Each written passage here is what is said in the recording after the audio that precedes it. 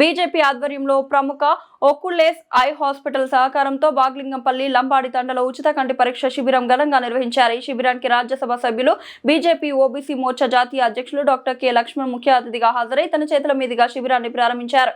ఈ సందర్భంగా ఆయన మాట్లాడుతూ సమాజంలో ప్రతి ఒక్కరూ ఆరోగ్యంపై శ్రద్ధ పెట్టాలని, ముఖ్యంగా కంటి ఆరోగ్యం పట్ల నిర్లక్ష్యం చేయకూడదని సూచించారు.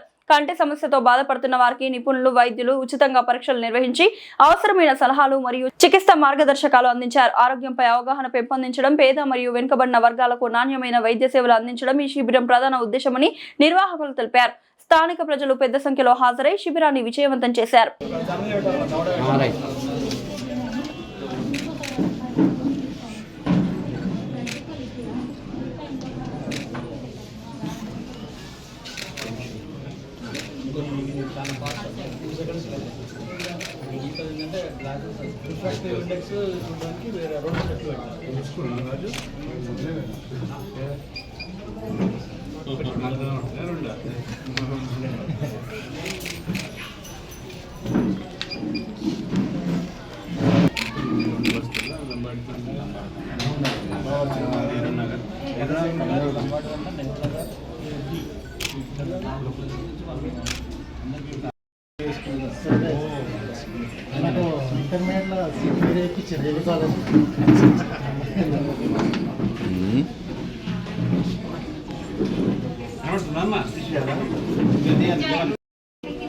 बता दी क्या है, कितना दिख रहा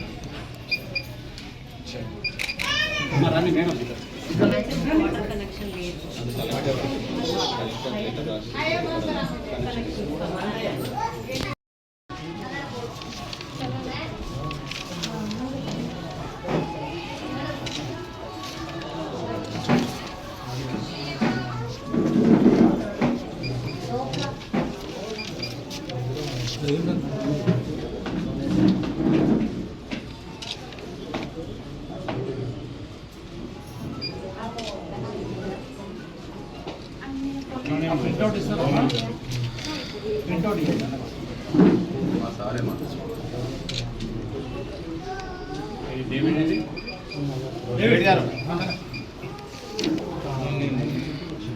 ఎంతమంది డిటెక్ట్ అవుతుంది?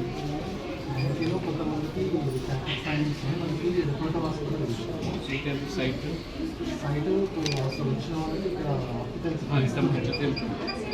పవర్ చెక్ చేస్తున్నాము. ఎంత పర్సెంటేజ్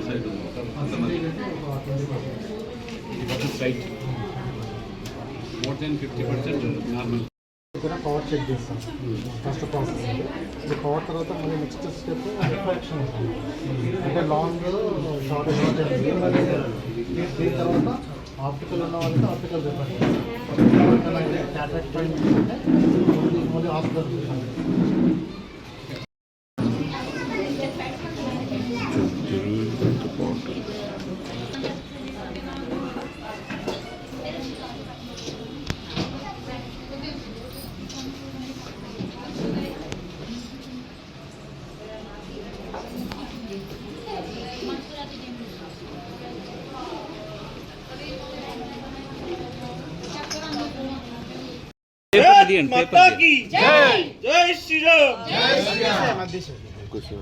నరేంద్ర మోడీ గారు, డాక్టర్ లక్ష్మణ్ గారి నాయకత్వం.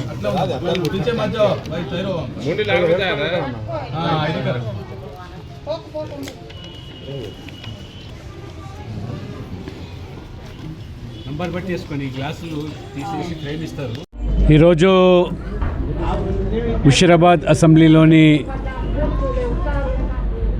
లంబాడి తాండా, భగత్ సింగ్ నగర్ పేద ప్రజలు నివసించేటువంటి బస్తీలో భారతీయ జనతా పార్టీ ఆధ్వర్యంలో ఉచిత కంటి పరీక్ష శిబిరాన్ని ఏర్పాటు చేసి ఆకులస్ ఐ హాస్పిటల్ సౌజన్యంతో పేద ప్రజలకు ఈరోజు కంటి చూపు, ముఖ్యంగా ఈ పేద బస్తీలో ఉండేటువంటి ప్రజలు తమ దైనందిక జీవితాల్లో ఒత్తిడితో కూడుకున్నటువంటి జీవితంలో కనీసమైనటువంటి ఆరోగ్య పరీక్షలు నిర్వహించుకోలేక మరి జబ్బు ముదిరి ఏ రకంగా అంధకారంలోకి నెట్టుతున్నారో ఇది గ్రహించి ప్రధానమంత్రి నరేంద్ర మోడీ గారు పేదలకు ఆరోగ్యాన్ని అందుబాటులో తీసుకురావాలని, వాళ్లకు బస్తీలలో ఉండే పేద ప్రజలు ఆరోగ్యంగా ఉంటేనే దేశం ఆరోగ్యంగా ఉంటుందని చెప్పి భావించేటువంటి ప్రధానమంత్రి దాదాపు 100 పైగా ఈరోజు ఇక్కడ వారికి పరీక్షలు నిర్వహిస్తే 50% పైగా కంటి చూపు మరి క్యాట్రాక్ మరి సర్జరీ కూడా అవసరమని చెప్పి డాక్టర్స్ తేల్చడం చూస్తూ ఉంటే ఎంత మరి హైదరాబాద్ నగర నడిబొడ్డిలో ఉన్నప్పటికీ కూడా కనీసమైనటువంటి ఆరోగ్యం పట్ల వారికి అవగాహన లేకపోవడము, ఆరోగ్యం పట్ల శ్రద్ధ లేకపోవడం వల్ల రోజువారీ కూలి పనులు చేసుకునేటువంటి ఈ పేదల బస్తీల్లో ఇంకా అనేకమైనటువంటి ఈ శిబిరాలు నిర్వహించాల్సిన అవసరం ఉందని చెప్పి కూడా ఈరోజు భావిస్తూ ఉన్నాం.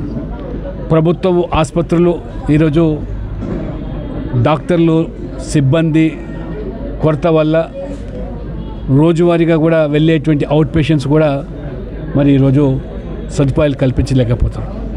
నేను 2 రోజుల క్రితమే ప్రధానమంత్రి గారు తెలంగాణ కోసం ప్రత్యేకంగా మొదటి ఎయిమ్స్ హాస్పిటల్లో మంజూరు చేసి దాదాపు 1000 కోట్ల పైగా కేంద్ర ప్రభుత్వం ద్వారా నిధులు కల్పించి అత్యంత ఆధునికమైనటువంటి వైద్య సదుపాయాలు ఈ తెలంగాణ ప్రాంత పేద ప్రజల కోసం వారు మంజూరు చేయడము, అక్కడ సమీక్షలు జరిపితే ఇంకా రాష్ట్ర ప్రభుత్వం కూడా అన్ని విధాలుగా కూడా అక్కడ వారు సహకరించాల్సిన అవసరం ఉంది.